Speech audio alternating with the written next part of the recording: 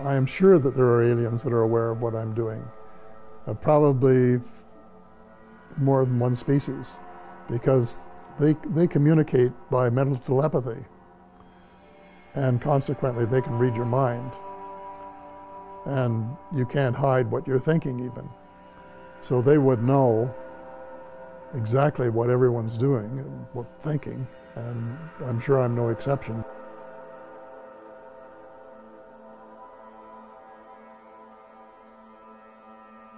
But just as children survive the idea of the tooth fairy and Santa Claus when they become adult, I think that tax-paying citizens are quite capable of accepting the new and broader reality that we live in a cosmos teeming with life of various sorts.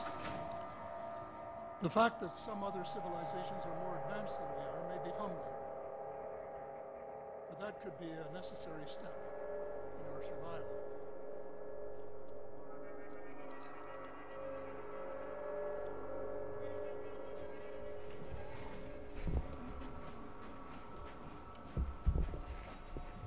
My interest in UFOs was not very great until 8 years ago. When I was Minister of Defense, of course, I got sighting reports, but I was too busy unifying the Canadian Armed Forces to be able to worry about them. So I wouldn't say I was a skeptic. I wasn't. I was an agnostic. I didn't know whether they were real or whether they weren't. But there was a young man in Ottawa whose name was Pierre Juno. And he started sending me things about the UFO file. One of the things he sent me one day was a book called The Day After Roswell, and I found it absolutely fascinating.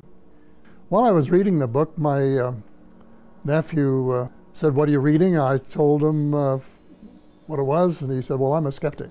A couple of days later, he phoned and said, "I was talking to the general."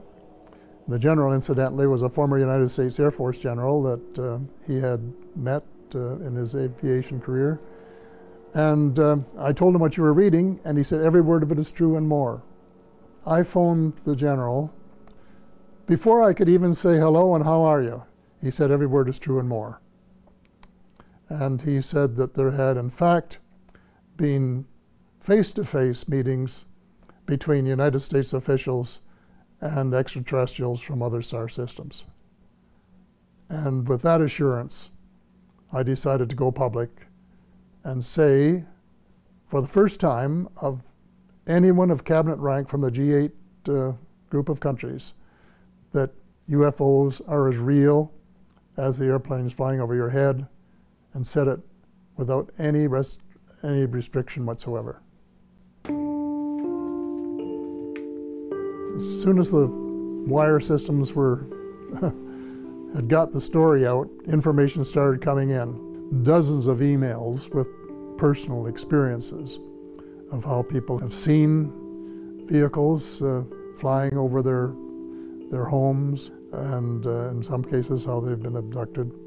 And I got these things from many places, including a lot of other countries.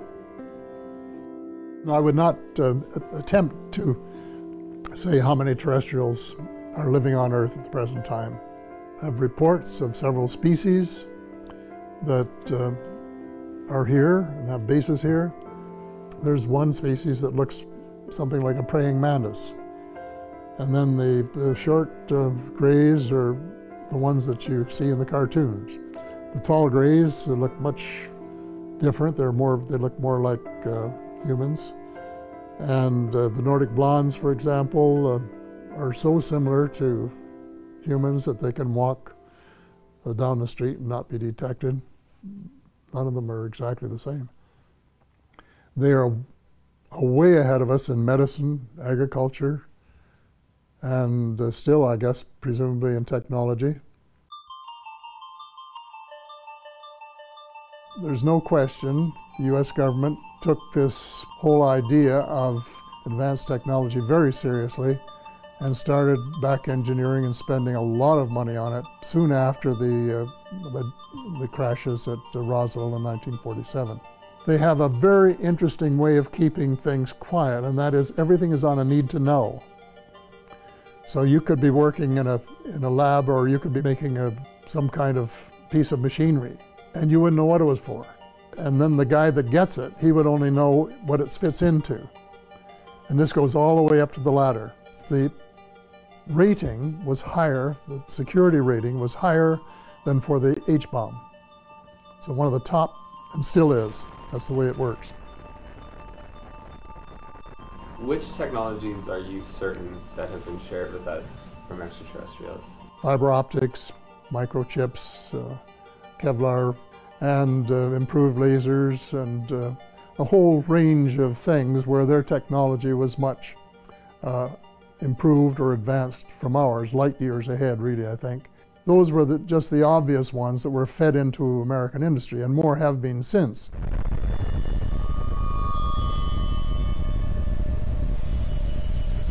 There had been lots of visits to Earth, probably going back thousands of years, but the level of activity took on a new dimension after the first atomic bomb was set off at New Mexico in 1945. And all of a sudden, the number of sightings increased. And my thesis is that because they know something we don't know, and that is every atomic bomb that is put off on Earth has an effect on other parts of the cosmos. They were concerned about it. And I used this idea that the children are playing with matches. They're afraid that we're going to blow up our planet so that it would be uninhabitable both for ourselves and for visits from them. And they didn't like that idea.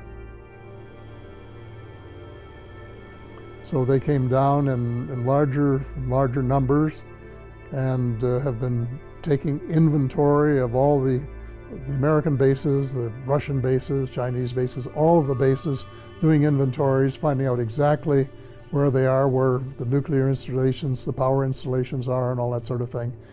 For what purpose exactly, I don't know, but so that they will have the information on tap if we should start doing anything silly, that they might in fact try to intervene. And I would say, I would hope.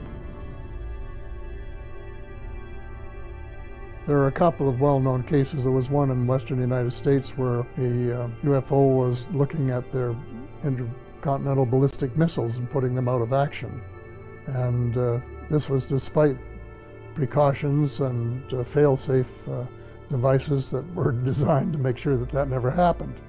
So this, of course, was a matter of great concern to the United States Air Force, and they spent months and months investigating it and trying to figure out what they had to do to, if possible, to protect the invulnerability of their bases.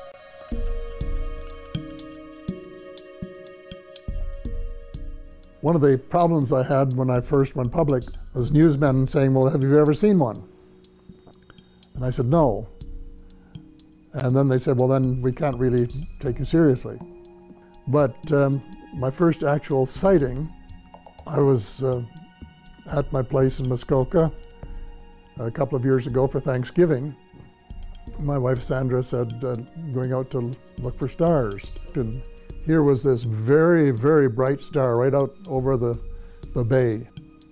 We both looked at it, and all of a sudden we saw it change location in the sky by 3 or 4 degrees in 3 or 4 seconds. Well, stars and satellites and airplanes don't do that. They can't do it. And it was a tremendously interesting experience, and one, of course, that confirmed my beliefs that they are real.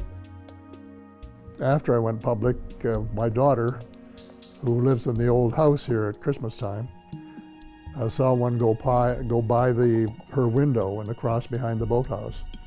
And the family were saying that they thought that the UFOs had come to get me.